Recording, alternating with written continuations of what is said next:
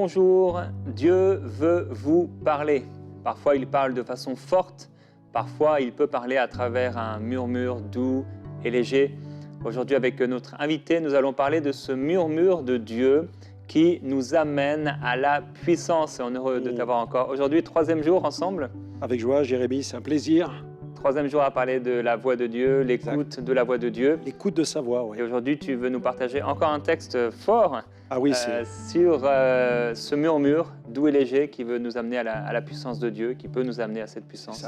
C'est un passage qui se trouve dans le premier livre des rois. J'invite tous nos amis à plonger leur cœur déjà dans ce passage. Il y a des scènes très fortes dans la parole de Dieu où des hommes et des femmes ont disposé leur oreille à l'écoute de Dieu. Et là, ce passage du premier livre des rois, chapitre 19, versets 1 à 18, nous enseigne aussi sur un moment très sensible dans la vie du prophète Élie, où il va connaître un temps difficile, mais la révélation de Dieu va le restaurer. 1 Roi, chapitre 19, versets 1 à 18. Ok, je vais le lire. Tu veux lire, Jérémie? Merci. Gloire à Dieu. Akab rapporta à Jézabel tout ce qu'avait fait Élie et comment il avait tué par l'épée tous les prophètes.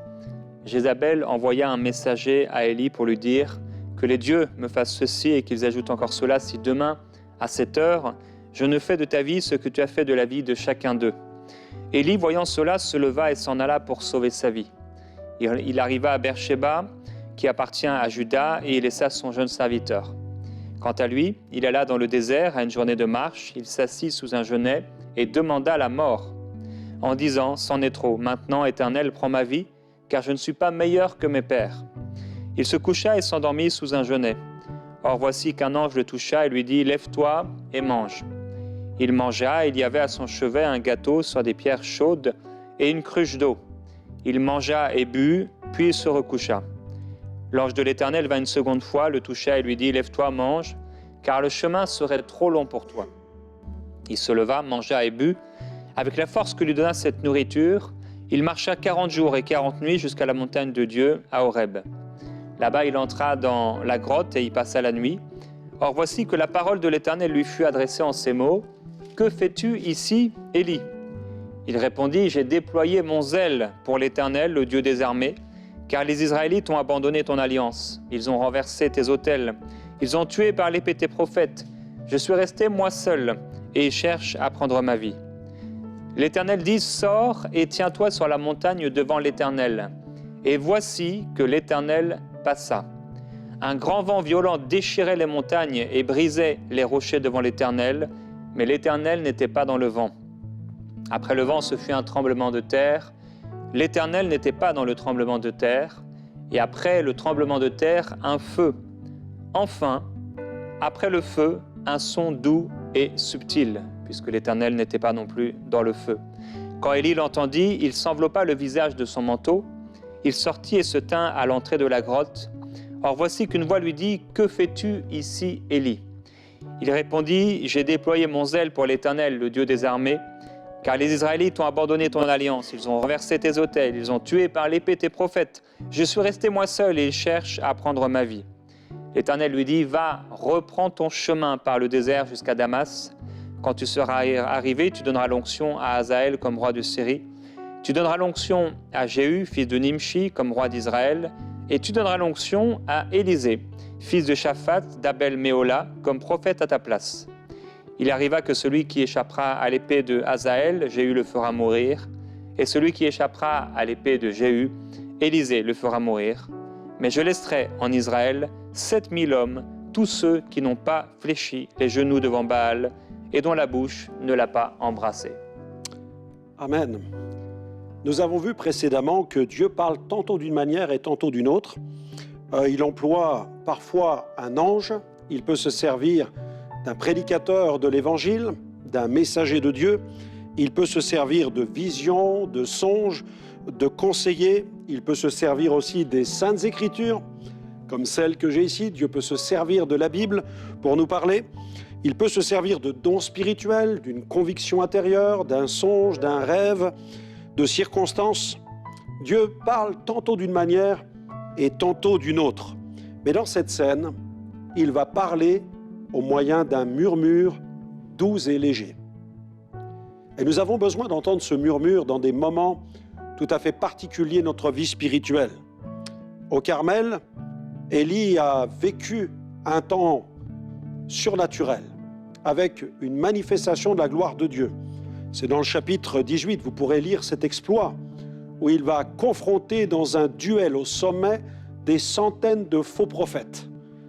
Pouvons-nous quelques instants imaginer la scène? Imaginez-vous, tout à coup sur le sommet d'une montagne qui a été frappée par la sécheresse, elle était comme maudite parce que le peuple s'est éloigné de Dieu. Ce Carmel, qui avait été à une certaine époque un lieu de grande fertilité, n'était plus qu'un plateau rocailleux. Et c'est au sommet de cette montagne qu'il va relever le défi et affronter tous ces faux prophètes pour les dévouer et manifester la gloire de la puissance de Dieu, parce que le feu surnaturel va descendre du ciel pour consumer tout un sacrifice. Il a vécu un exploit. Élie, en fait, est comme un revivaliste de l'Ancien Testament. C'est un prophète revivaliste, c'est un prophète qui est le témoin de la manifestation surnaturelle de Dieu. Alors qu'il vit le surnaturel avec Dieu, il va connaître un temps de dépression. On pourrait parler de... C'est plus qu'un blues, parce que parfois on dit on a le coup de blues, mais là c'est un peu plus grave. Il est dans le burn-out total, il va même jusqu'à réclamer la mort. Il est comme gagné par des pensées de mort, il voudrait que sa vie s'arrête, il est comme face à un mur, il n'y a plus d'issue, alors qu'il a vécu des choses glorieuses avec Dieu.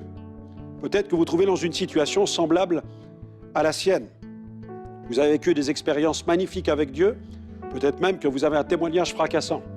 Comme beaucoup peuvent l'avoir, vous avez été libéré de la drogue, libéré de l'alcool, vous avez peut-être vu Dieu intervenir, pourvoir à vos besoins de façon tout à fait extraordinaire. Vous avez pris le temps, et très souvent, de raconter votre histoire, comment vous vous êtes converti à Jésus-Christ. Peut-être même que votre histoire a été imprimée dans des journaux enregistrés, sur des CD ou diffusés sur des sites internet, mais vous êtes arrivé à un moment de votre existence où vous avez l'impression que Dieu n'est plus là. Vous dites, mais où es-tu? Où es-tu, Seigneur? Et vous êtes là, vous dites, mais c'est terminé. Je jette le gant. Je ne vais plus aller. Je ne vais plus aller plus loin. C'est terminé pour moi. Il n'y a pas d'issue à la situation dans laquelle je me trouve. Rappelons-nous du combat, du duel, du défi qu'Élie a su relever dans le chapitre 18 lorsqu'il a accepté de relever ce défi sur le mont Carmel au nom de l'Éternel. Dans 1 Roi 18, verset 36, il y a une parole où il est mis que l'on sache aujourd'hui, c'est Élie qui parle, face à toute cette troupe de faux prophètes. Face à cette troupe de faux prophètes, Élie va prendre la parole et va dire que l'on sache aujourd'hui que tu es le Dieu d'Israël, que je suis ton serviteur et que j'ai fait toutes ces choses par ta parole. C'est quand même paradoxal, puisqu'il arrive un moment, dans ce que tu viens de lire, Jérémie, Élie est un moment où il a l'impression de ne plus entendre la voix de Dieu. Et pourtant, quelque temps auparavant, il a entendu clairement la voix de Dieu, puisqu'il dit « J'ai fait toutes ces choses sur ta parole ». Quelle chose! Bien, je vous invite vraiment à prendre le temps de parcourir ce chapitre, parce que vous allez être entraîné dans un scénario prophétique en fait.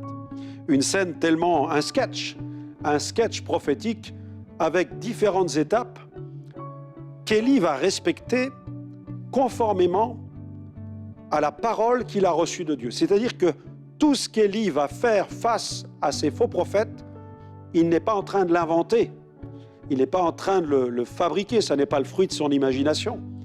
Non, c'est le modus operandi divin. Dieu lui a dit, tu vas faire comme cela et voilà comment tu vas faire pour déjouer tous ces faux prophètes. Étape 1, tu vas rétablir l'autel. Et je vous encourage à rétablir l'autel de Dieu dans votre vie. L'autel, dans la parole de Dieu, généralement, c'est l'image de cet endroit où l'on va accomplir les sacrifices. Pour nous qui sommes sous la Nouvelle Alliance, l'autel nous fait penser immédiatement à la croix. Jésus a dit, si quelqu'un veut me suivre, il doit porter sa croix.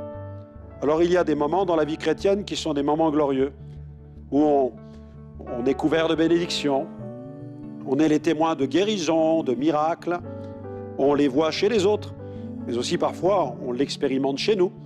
On est guéri d'une maladie, on est secouru dans tel ou tel domaine. Donc, c'est les moments de grâce, de bénédiction. Mais parfois, nous devons porter la croix. Les moments sont plus compliqués, plus difficiles. Il peut y avoir des tensions, des combats, des luttes, des incompréhensions. Et les sources de ces combats, de ces luttes, peuvent être d'origine totalement différente, liées peut-être à des attaques sataniques, à des formes d'oppression.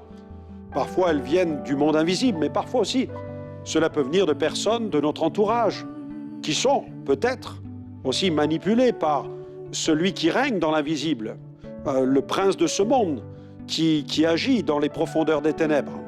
Parfois, cela peut venir aussi de nous-mêmes, puisque la Bible parle de toutes les convoitises qui font la guerre à notre âme, parfois aussi les sollicitations du monde. Les sources d'agression contre notre vie spirituelle sont légion, elles sont multiples. Et on peut se trouver dans une situation un peu de désespoir et se demander, mais comment vais-je m'en sortir? Eh bien, il faut porter sa croix. Et cette croix, nous sommes capables de la porter avec l'aide de Dieu seulement. Parce que parfois, il arrive que quelques personnes disent « cette croix est dure à porter ». Par nous-mêmes, nous ne pouvons pas la porter. La vie chrétienne n'a pas été faite pour être vécue de façon humaine. Sans la puissance de Dieu, on ne peut pas porter la croix. Sachez une chose, Dieu mettra toujours suffisamment de grâce à votre disposition pour que vous soyez capable de la porter. Il a rétabli l'autel face à tous ces prophètes qui venaient en opposition contre lui. Face à toutes les oppositions qui viennent contre toi, rétablit l'autel. Ensuite, il a creusé un fossé autour de l'autel. Bizarre, non? Ce fossé me parle d'une frontière. Et je crois qu'il est important pour chacun d'entre nous de tracer une frontière de sanctification au travers de notre vie, autour de notre vie spirituelle.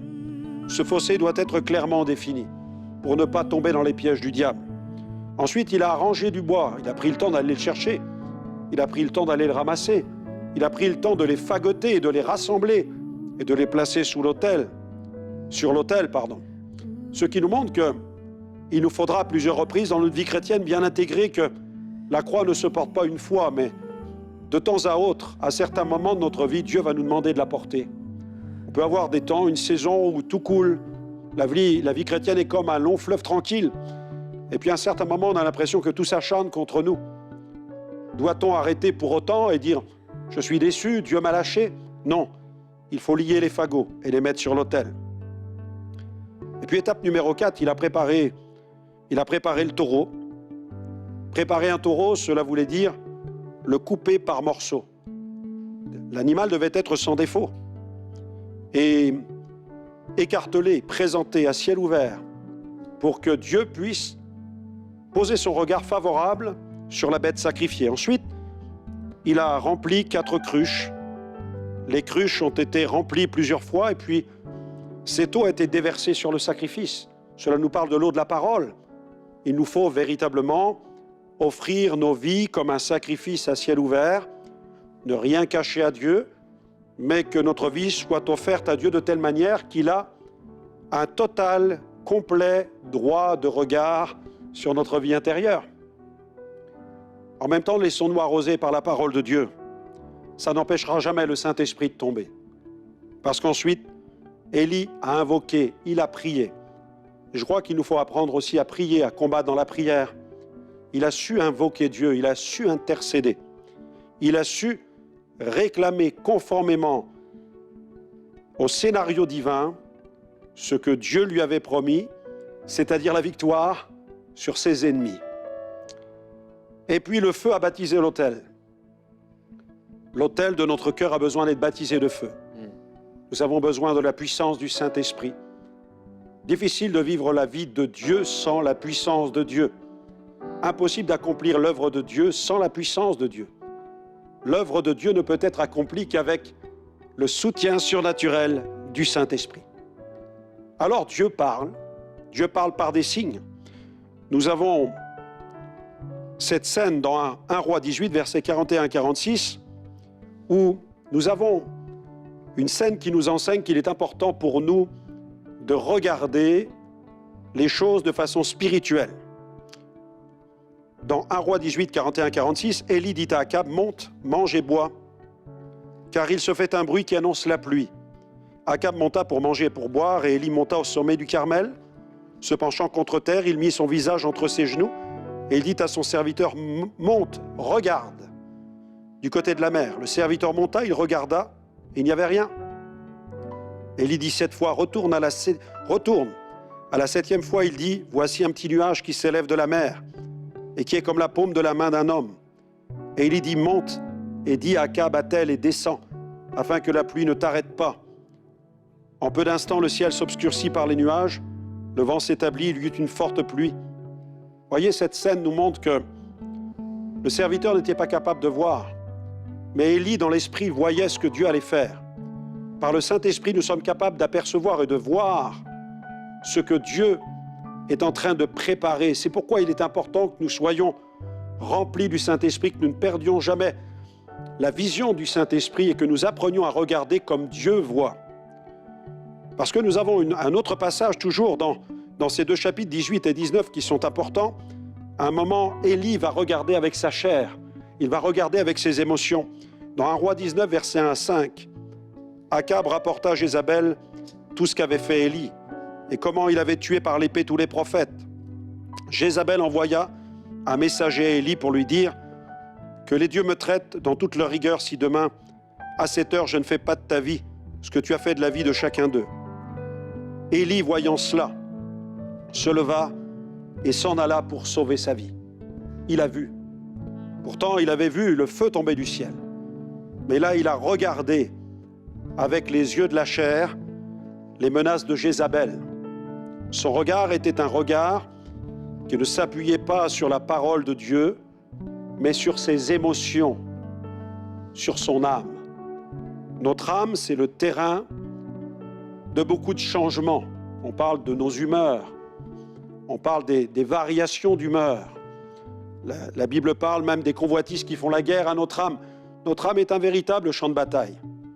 Mais dans notre esprit, Christ règne. Nous sommes victorieux lorsque nous nous appuyons sur Jésus qui règne dans notre esprit. C'est pourquoi ne faisons pas reposer notre regard des choses sur ce que ressentent nos émotions, mais sur ce que Dieu désire nous donner comme parole qui va toucher notre esprit. C'est de cette manière que nous allons triompher. Et nous allons pouvoir apercevoir les ressources divines. 1 Roi 19, verset 1 à 5, « Il se coucha, s'endormit sous un genêt. Voici un ange le toucha et lui dit, « Lève-toi, mange. » Il regarda. Nous avons 3 regards dans ces 2 chapitres. Il regarda, il y avait à son chevet un gâteau cuit sur des pierres chauffées, une cruche d'eau, il mangea et but, puis se recoucha. Les ressources surnaturelles étaient là, il va se recoucher. En fait, on a l'impression que Dieu lui dit, mais tu n'as pas compris. Tu vas manger parce que tu vas continuer. Tu vas marcher. Il va marcher, il va expérimenter un parcours pendant 40 jours et 40 nuits. Il va manger un repas qui va lui donner une énergie surnaturelle. Il avait besoin de découvrir que ce Dieu tout-puissant qui a fait tomber le feu du ciel voulait là aussi lui permettre de découvrir son intimité. Et c'est là, au creux du rocher, que Dieu lui rappelle un peu tout ce qu'il a vécu. C'est un revivaliste. Il a vu la terre trembler, le feu tomber, les rochers se fendre. Mais là, il va sentir un murmure doux et léger. Et nous avons besoin en cet instant de prier et d'expérimenter le souffle divin, le murmure doux et léger qui vient du Saint-Esprit. Parce que Dieu a été autrefois dans les rochers qui se sont fendus, dans la terre qui a tremblé, mais là, dans l'expérience qu'il était en train de vivre, Dieu était en train de lui dire, là, je ne suis pas dans ces choses-là maintenant avec toi, mais je veux me révéler dans ta vie d'une manière tout à fait particulière, dans un murmure doux et léger, dans ma présence et dans mon intimité.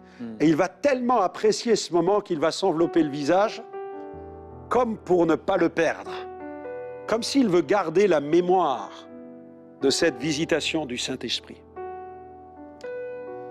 Prions pour cela. Prions pour ce murmure doux et léger. Réclamons ce murmure doux et léger. Viens, Saint-Esprit. Oui, Seigneur, viens. Et c'est dans ce moment de révélation, dans cette intimité avec le Père, Jésus. que Dieu, lui, communique une nouvelle mission. Tu oindras, tu oindras. Dieu va donner une expansion à son service. Seigneur, merci. Je prie pour celui qui pense que tout est fini, alors que tu veux tout multiplier. Je prie pour celui qui pense que tout est arrêté, alors que tu vas tout commencer. Je prie pour celui qui pense qu'il n'y a pas d'espoir, alors que tu es le Dieu de l'espérance. Je prie pour celui qui pense qu'il ne sera pas guéri, alors que tu as le pouvoir de le guérir. Celui qui pense qu'il est ruiné, alors que tu peux pourvoir. Celui qui pense que l'ennemi le tient par la gorge, alors que tu peux le délivrer. Seigneur, merci parce que tu as dit à Élie, non, je te donne un repas, un menu surnaturel. Regarde, c'est près de toi, regarde, il y a des gâteaux, il y a de la nourriture, il y a du rafraîchissement, il y a tout un menu avec des capacités énergétiques qui vont te permettre de courir et de parcourir des kilomètres avec l'énergie de Dieu. Et tu vas oindre, tu vas libérer mon onction, l'onction du Saint-Esprit. Tu vas voir ma gloire se manifester au travers de ta vie.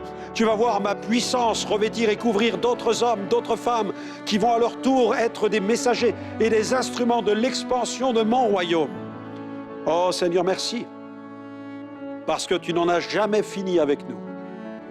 Tu ne te repens ni de tes dons, ni de tes appels. Tu n'éteins pas le feu le lumignon qui fume encore, tu le réactives en soufflant sur les braises. Amen. Seigneur, merci. Gloire à ton nom. Oui, Père, on se présente devant toi aujourd'hui. On a besoin Gloire à ton nom. On a besoin de ton esprit. On a besoin d'être rempli à nouveau. Père, tu es le seul sur qui on peut compter pleinement. Le seul qui ne déçoit pas. Le seul qui peut fortifier. Tu es Dieu. Et Père, je te remercie pour la nourriture que tu nous donnes aujourd'hui. Je te remercie parce que même si parfois on a l'impression que tu n'es pas là parce que ta présence est comme ce murmure doux et léger, tu es présent. Père, je veux déclarer ta présence auprès de celui ou de celle qui souffre aujourd'hui, de ceux qui sont découragés, qui n'ont même plus le désir de prier, Gloire à ton nom. qui laissent les autres prier à leur place, qui regardent et qui sont devenus comme des spectateurs dans leur lassitude et leur fatigue. Saint-Esprit, Esprit de vie et de résurrection, ressuscite en eux une flamme et un feu nouveau.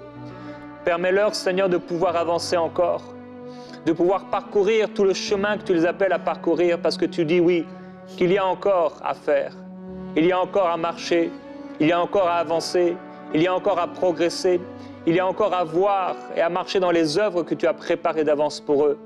Père, je prie qu'ils soient puissamment fortifiés aujourd'hui dans leur cœur par ton esprit. Je prie que la gloire du Seigneur Jésus-Christ se manifeste sur eux, qu'ils soient remplis tout à nouveau d'espérance, Oui. que leurs yeux puissent s'ouvrir au Dieu au milieu de l'épreuve, au milieu de cette situation difficile et particulière, au milieu de cette situation qui dure depuis trop longtemps. Je t'en prie, Père, qu'ils puissent relever la tête, qu'ils puissent se relever du désespoir et qu'ils puissent voir ta gloire se manifester sur eux, qu'ils puissent voir l'ange de l'Éternel se lever dans leur vie, manifester, Seigneur, ce que tu veux manifester, qu'ils puissent te voir par-dessus tout. Oui, comme a dit Moïse, Seigneur, même selon, si tu envoyais ton ange, il ne voulait pas partir. Et Père, oui, nous disons, ne nous laisse pas partir, Seigneur, d'ici, si tu ne viens pas avec nous. Nous voulons voir ta gloire. Nous avons besoin de ta présence. Et Père, je prie, alors que les disciples étaient dans la barque, et que Seigneur Jésus-Christ, tu étais là, et pour eux, tu étais comme absent, tu restais présent et capable de tout, capable de l'impossible.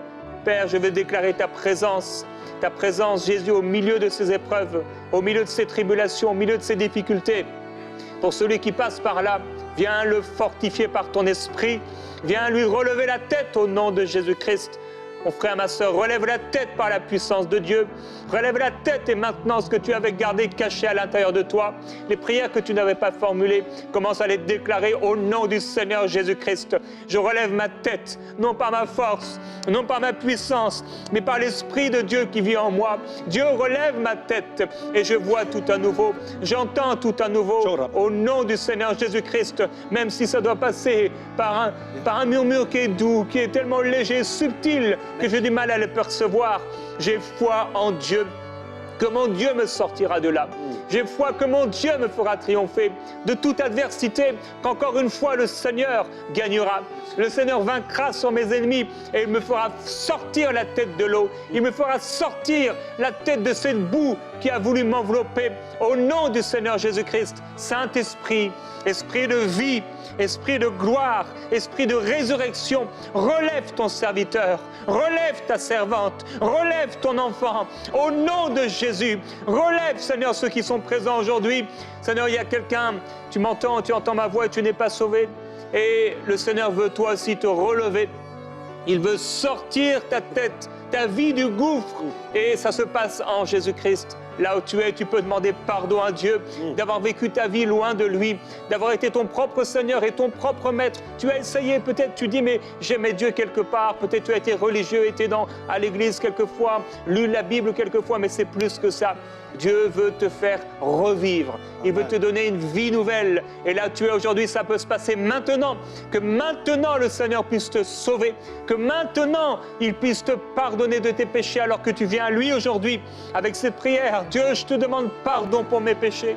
Je te demande pardon de ma vie que j'ai vécue loin de toi. Sauve-moi, lave-moi entièrement. Viens vivre dans mon cœur. Je veux que tu deviennes le Seigneur de ma vie. Je veux devenir ta brebis et toi mon berger, toi mon maître et moi ton enfant, ton serviteur. Amen. Je veux vivre pour toi. Amen. Seigneur, merci pour ce que tu fais, le miracle dans son cœur. J'ai une vision en cet instant, alors que je lis ces mots, il regarda, il y avait à son chevet. Et j'ai une vision, j'ai plusieurs scènes où je vois des gens sur des lits d'hôpitaux, dans des lieux de confinement, dans des appartements. Vous avez l'impression d'être comme quelqu'un qui est enfermé comme dans une chambre d'hôpital. Vous êtes comme convalescent, comme malade.